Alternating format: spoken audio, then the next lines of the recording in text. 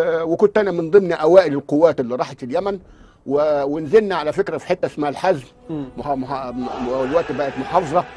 والحزم دي من تحتها انت بتحارب ناس لا تملك الطياره ولا الدبابه ولا الصاروخ ولا المدفع.